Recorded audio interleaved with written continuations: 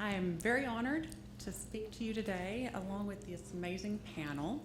Unfortunately, all of my treatment for CRPS has not cured my fear of public speaking. So I apologize for my reading of my speech.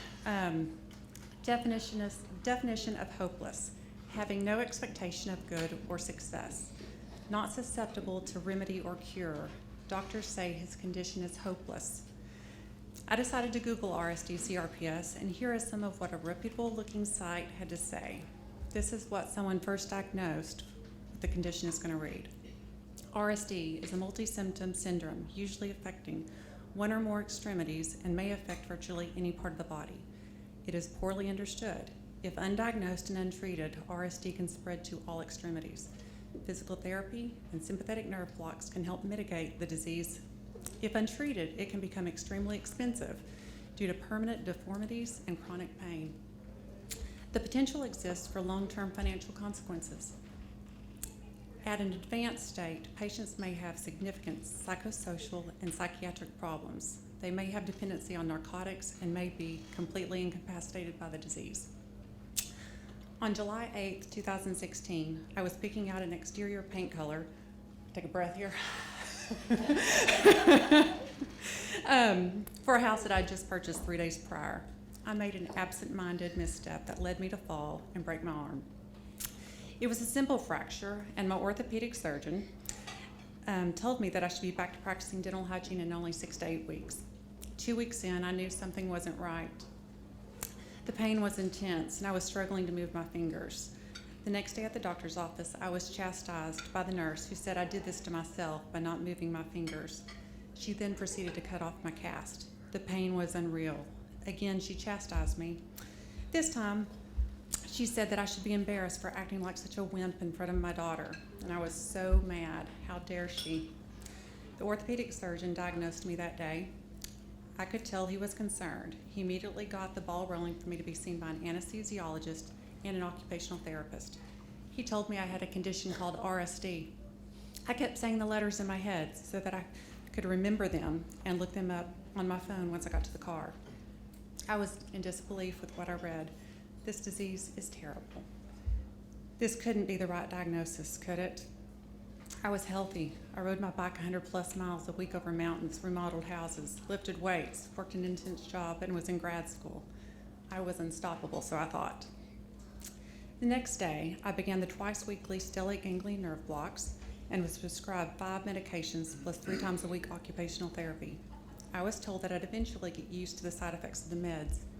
No, I would never get accustomed to having my feet shuffle when I walked, not be able to remember how to get home, not be able to carry on a conversation with friends and family. This went on until November 2016. I did have days when I thought I was getting better. On one of those days, I decided to push myself on a walk. Within an hour, I had almost no control of my hands, my arms, or my legs. The pain continued to increase, and the ability to use my hands was diminishing. I knew that when I contacted the doctor's office that they would just increase my meds once again, and likely add an additional and increase the frequency of the nerve blocks. I decided it was time to restart the research process to try to find another treatment for this stupid disease. This time in my research, I stumbled across a local support group, Power Over Pain. I had avoided support groups after the first few weeks. All I read was doom and gloom, and it would cause me added depression and pain. I saw a video about someone who was better. The video was about Debbie Brinkley, right there. She had had RSD for over a decade and was now living a quality life. I had to know more, and right then. I figured out who was the moderator and sent her a message. The next day I got a call from Barbara Wall, right there. She was incredibly knowledgeable and encouraging. She told me for the first time that there was hope. Hope, what a beautiful word. She told me about a clinic that she had been to in Fayetteville and how she was now able to live her life abundantly like Debbie. God removed every hurdle, and the next week I was in Fayetteville. I went in with the approach that I hoped to get 50% better, enough so that I could be somewhat of a wife and mother. When arriving at Dr. Kay's office, I had a little laundry list of issues: frequent migraines, IBS, constant UTI pain, difficulty using my hands to do basic tasks such as pulling up my pants or brushing my teeth, steering my car without using my knees, lifting a glass, severe depression and loss of hope, trouble walking, opening a door, intense sensitivity to heat, cold, noise, brain fog, and as my husband Mark put it, I didn't even know that there were dots to connect anymore. After the first couple of treatments, the IBS was much improved. After the first week, the migraines were almost gone. After the second week, I could lift a glass with one hand. Each week, I regained my body. I was starting to make plans. What could I do with this new lease on life? The fear of being on disability was no longer. One day, I realized I was bored. That was an eye-opener for me. When one is in pain or depressed, they aren't bored. By the time the 10 weeks were up, I could walk 2 miles and had almost all of the use of my limbs. I was beyond thrilled. If I had a gauge, I would guess that I was 90% better, 40% more than the 50% I had hoped for. A complete success in my book. In January, after getting home to Little Rock, an acquaintance on Facebook reached out to me after seeing a post I had made about my experience with Dr. Katinka. He described to me a therapy called ARPWave. All I heard was a bunch of technical jargon that he was super excited about and that he thought he could help me.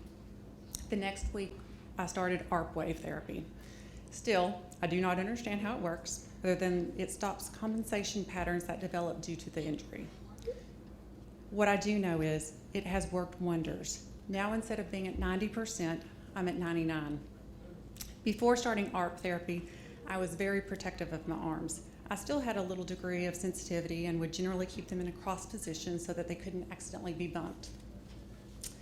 After a few ARP sessions, I recall sending my therapist a text that said I had just finished playing 30 minutes of basketball with my daughter. No longer did I feel like I had to keep my arms in a bubble or be careful about every step.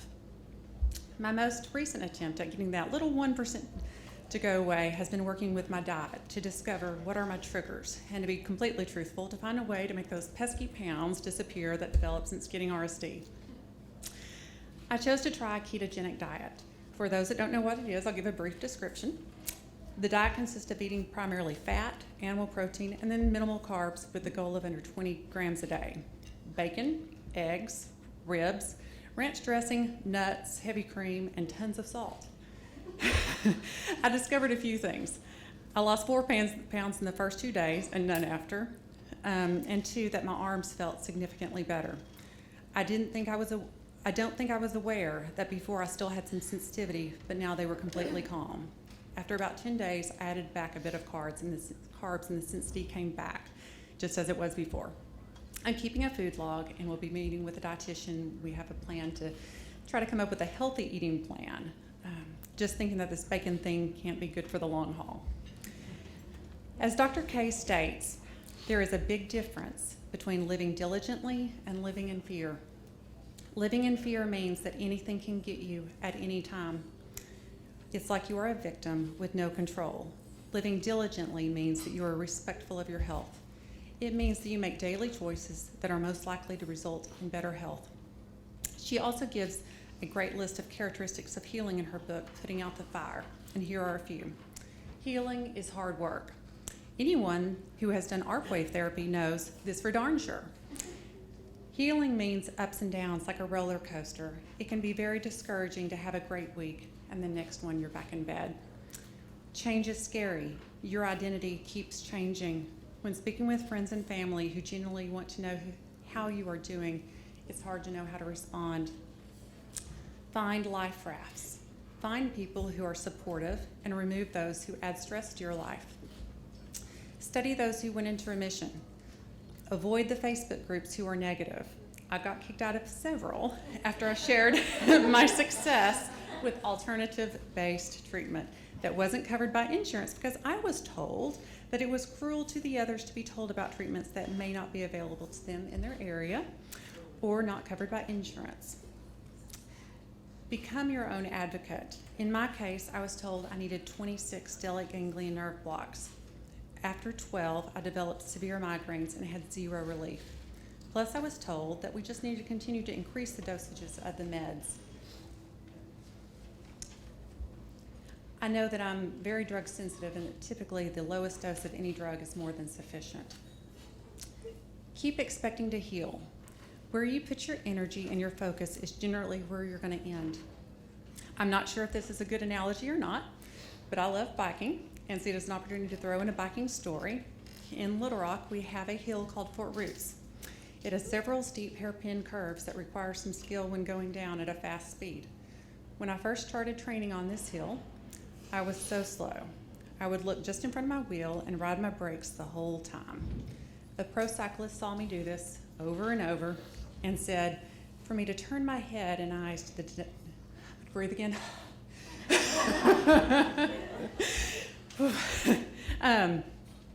Let's see. Okay, so when I first started training this hill, I was so slow and I would look just in front of my wheel and ride my brakes the whole time. A pro cyclist saw me do this repeatedly and said for me to turn my head and eyes to the destination, and that is where my bike would naturally follow, and it is true. I went to where I was focused and at a much faster rate. Give all disciplines of healthcare an equal shot.